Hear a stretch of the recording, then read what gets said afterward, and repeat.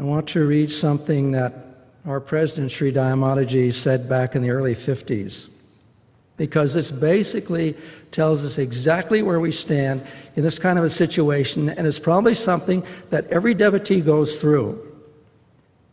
Dayamataji said, all devotees on the spiritual path at one time or another pass through a state wherein they desire to maintain both their good and their bad habits. Yeah, I see it sounds familiar. Right. Such devotees find, upon analyzing their thoughts, that although they are extremely anxious to find God, and although they are trying to establish good habits of meditation and spiritual study, still they feel very, very reluctant to give up bad habits such as anger, moods, likes, dislikes. Yet it is not possible to reconcile the presence of both good and evil actions in a life that is dedicated to God. It will not work. Our minds have to accept that fact. Otherwise, we do not make a real effort to conquer our moods and wrong habits. By meditating more deeply and by performing all duties only with the thought of serving God, the devotee gradually begins to lean more strongly toward his goal, toward his good habits and tendencies. And as these gain the upper hand, bad habits begin to lose their hold on his life.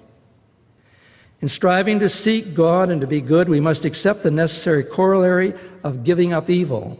One cannot successfully entertain both good and evil within himself. Sooner or later, the conflict between them will shatter his peace of mind.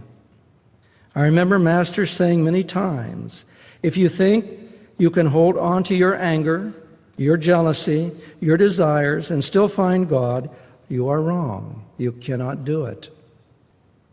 Strive always with utmost effort to overcome unspiritual qualities, but do not be discouraged if it takes time.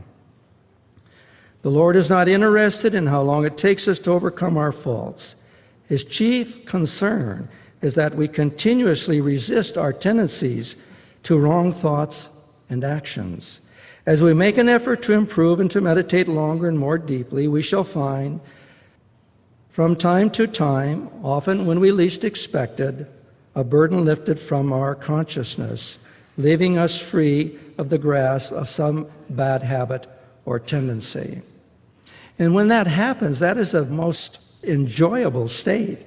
You know, anytime we overcome something which is holding us back, some negative force which is working against us, anytime we're able to overcome some negative influence, we feel a tremendous charge of willpower and enthusiasm for life, and indeed just joy comes into our life. Why? Because we have conquered.